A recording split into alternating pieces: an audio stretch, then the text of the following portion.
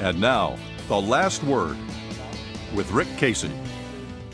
When it was reported last week that the Tesla Motor Corporation would build a promised $5 billion lithium-ion battery gigafactory in Reno rather than San Antonio, our disappointment was salved by the rationale that Reno is close to the nation's only lithium mine.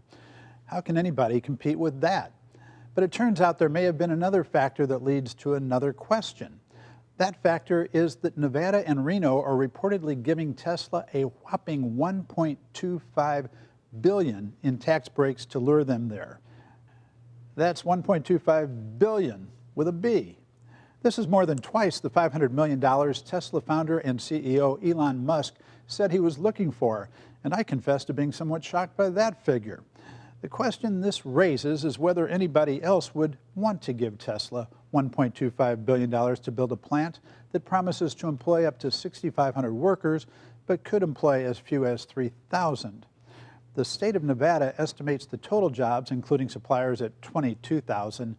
This optimistic forecast would put the cost at nearly $57,000 per job.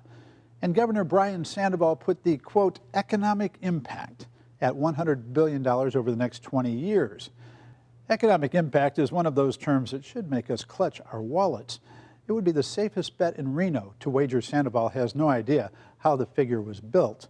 Tesla's Musk says Reno was not the highest bidder, but remember, he's a car salesman. I hope our bid was at most more along the lines of what the city, county, and state gave Toyota to build its pickup truck factory here. Toyota had two advantages over Tesla as a taxpayer investment. One is that Toyota is the world's largest car maker. It clearly is going to be around a while. Tesla is a startup, albeit one that has produced a spectacular all-electric sedan with a range of 200 miles that sells for $90,000.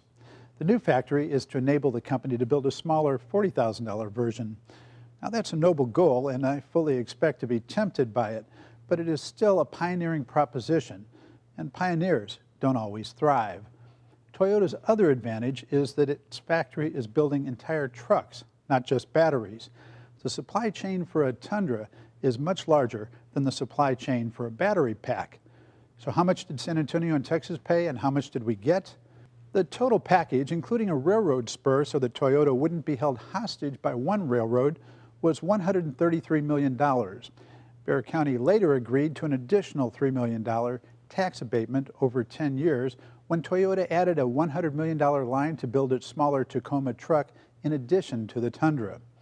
So the total is $136 million in tax support for the Toyota plant, or less than 1/9 of what Tesla is getting from Nevada and Reno. And for that, we have 2,900 Toyota jobs at the plant and another 3,150 jobs from on-site suppliers. That doesn't include the nebulous multiplier effect that Nevada Governor Sandoval used to project that the Tesla plant will produce 22,000 jobs. Realistically, San Antonio probably got more than half the jobs Tesla will produce in Nevada for less than 1/9 of the subsidy.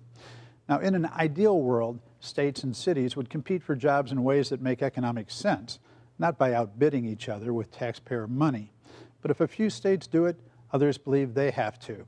And Nevadans will think they got a good deal even if Tesla meets only half their projections. The reason is that even a few thousand jobs will be noticeable, and the $1.25 billion tax bill will go silently unpaid. And that's it for Texas Week. See you next time.